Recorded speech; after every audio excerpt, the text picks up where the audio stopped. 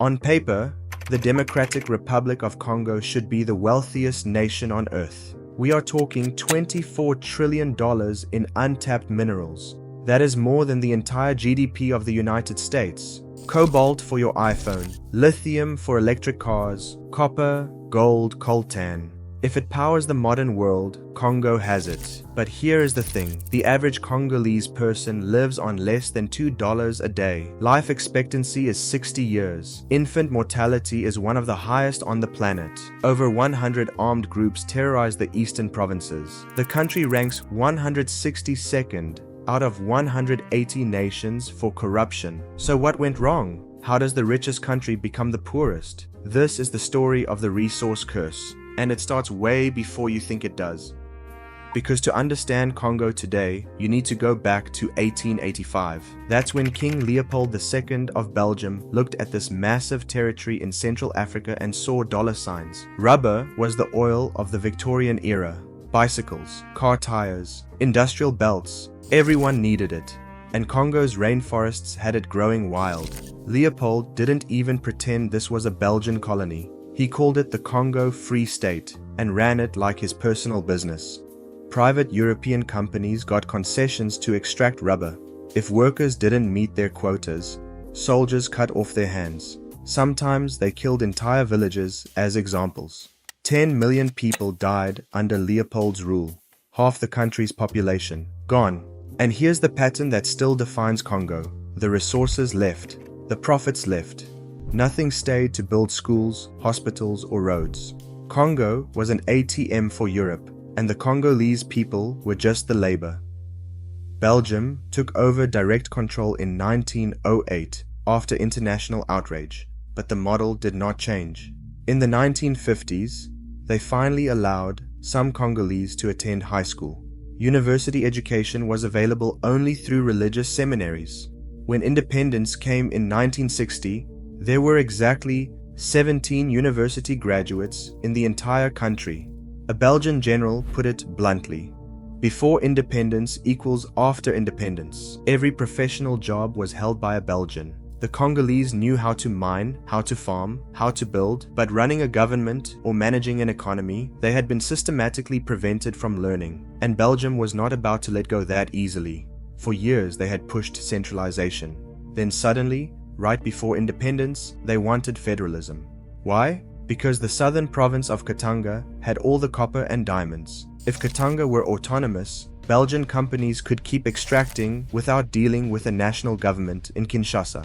They backed a secessionist movement. It failed, but it created regional tensions that still fuel conflict today. Then, in 1961, Prime Minister Patrice Lumumba, the leader who wanted to use Congo's wealth for Congolese people, was assassinated. Evidence points to Belgian and American involvement.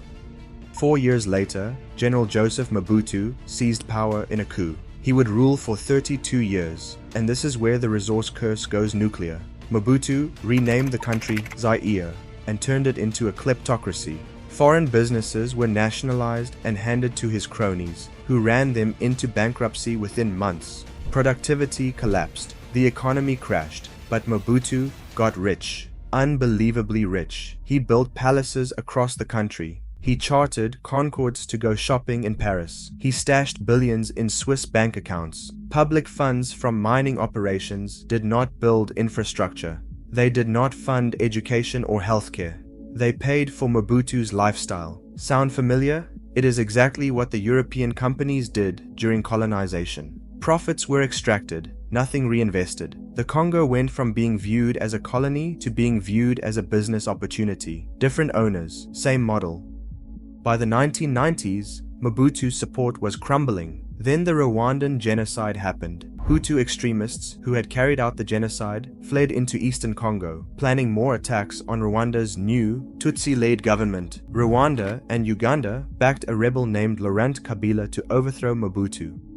They succeeded in 1997. The First Congo War was over, but Kabila immediately expelled Rwandan and Ugandan troops, trying to eliminate foreign influence. That was a big mistake. Rwanda and Uganda backed another rebellion against him, triggering the Second Congo War. which lasted from 1998 to 2003. 5 million people died. It was the deadliest conflict since World War II. And here's where it gets really dark. The war had no clear ideology, no grand political vision. It was about minerals. Rwanda occupied the cobalt-rich regions. Uganda took areas with gold and coltan. Rebel groups controlled trade routes and taxed mining operations. They sold minerals, bought weapons, and kept fighting. The war officially ended in 2003, but over 100 armed groups still operate in eastern Congo. They are not fighting for political change. They are fighting for control of mining sites. The M23 rebel group just seized the town of Rubaya, which produces coltan for smartphone screens. They are making $1 million a month by taxing operations there. Rwanda has been accused of backing M23. Why? Because before the current conflict, gold was Rwanda's #1 export. Most of it was smuggled from Congo. At least 120 tons of coltan are trafficked each month from Rubaya to Rwanda, where it is laundered into legitimate supply chains. Rwanda collects the taxes. Congo gets nothing. And this is the modern version of the resource curse. Colonial powers extracted rubber and paid nothing back. Mobutu's government extracted minerals and paid nothing back. Now armed groups and neighboring countries extract minerals and pay nothing back. The geography makes it worse. Congo is massive, bigger than Western Europe. The rainforest is nearly impenetrable. Building roads is almost impossible. The capital, Kinshasa, is in the far west. The mineral-rich provinces are in the far east. There is no infrastructure connecting them. This means the central government has never really controlled the whole country. It cannot provide security. It cannot collect taxes. It cannot deliver services. Local strongmen fill the vacuum. They tax the mines. They recruit militias. They make deals with foreign companies and pocket the profits. Meanwhile, the Congolese people see none of it. 70% of cobalt comes from Congo. Cobalt is in every lithium-ion battery, your phone, your laptop, electric vehicles, solar panel storage. The entire green energy transition depends on Congolese cobalt. Congo should be leveraging this, demanding higher prices, requiring local processing, building battery factories, creating jobs. But that requires a functional state, and Congo does not have one. Corruption is everywhere. Officials in customs skim funds. State-run mining companies are looted from within. Money that should build schools disappears into offshore accounts. This is the exact same capital flight that happened under colonization. Profits are extracted and nothing is reinvested. In 2025, Congo tried to change this. The government implemented a quota system for cobalt exports.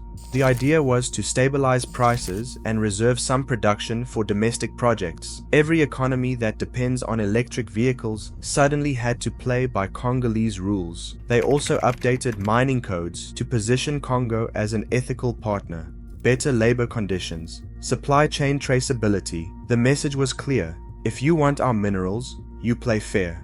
But it is not working as planned. Corruption still undermines enforcement. Rebel groups ignore regulations. Rwanda keeps smuggling coltan across the border. The M23 controls mining areas that the government cannot access. Then there is the international dimension. China dominates Congo's mining sector. Chinese companies own the largest cobalt operations. They have built infrastructure, but on their terms. Roads that connect mines to ports, not towns to hospitals. The profits still leave. The United States is trying to counter this. In February, they offered a minerals for security deal, access to cobalt, in exchange for military support against armed groups. But this just makes Congo a proxy battleground in the new Cold War between Washington and Beijing. Europe imposed sanctions on M23 leaders and Rwandan officials tied to mineral smuggling. They even targeted a Rwandan gold refinery accused of laundering Congolese minerals. But the EU also has trade agreements with both Congo and Rwanda, so they are sanctioning Rwanda for stealing Congolese minerals while still buying Rwandan minerals. The hypocrisy is staggering. The UN tried to help. MONUSCO, the peacekeeping mission, has been in Congo for years, but they are pulling out now. The East African community tried to send a regional force. Accusations of collusion with M23 got them withdrawn. The Southern African Development Community sent troops. They are leaving too. Multilateral diplomacy has failed. African-led peace processes have stalled. Qatar stepped in to broker talks between Congo and Rwanda, but that is because Qatar Airways owns 49% of Rwanda's national carrier and is building airports in both countries. They have financial interests in stability, not humanitarian ones. Every outside actor has an agenda. Belgium wants access to minerals without acknowledging its colonial guilt. The US wants to counter China. China wants supply chain control. Rwanda wants tax revenue from smuggled coltan. Everyone is extracting value. No one is building a functional Congolese state. And this is the resource curse in its purest form. Wealth doesn't create development when institutions are weak. It creates competition for control. It funds armed groups instead of schools. It corrupts politicians instead of building roads.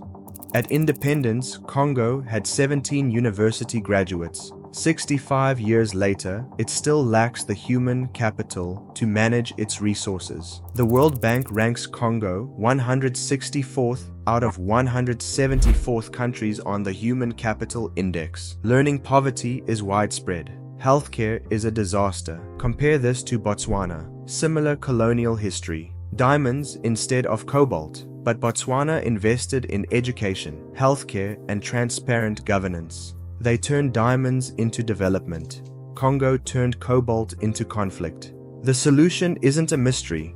Invest in people, build schools and universities, train geologists, engineers, and lawyers. Create a skilled workforce that can negotiate with multinationals, manage mining operations, and process minerals domestically. But that requires a government that wants development more than personal enrichment. It requires foreign companies that value long-term partnerships over short-term extraction. It requires the international community to prioritize Congolese stability over their own access to minerals. Right now, none of that exists. Congolese children are dying in cobalt mines so we can drive electric cars and call it saving the planet. The same way their great-great-grandparents died in rubber plantations, so Europeans could ride bicycles. Different century, different commodity, same exploitation. Congo's $24 trillion in minerals could fund universal healthcare, world-class universities, and modern infrastructure. It could make Congo the economic powerhouse of Africa. Instead, it funds militias, enriches foreign companies, and lines the pockets of corrupt officials. The richest country on earth is the poorest because wealth without governance is a curse, not a blessing. And until that changes, Congo will keep bleeding while the world keeps charging its phones.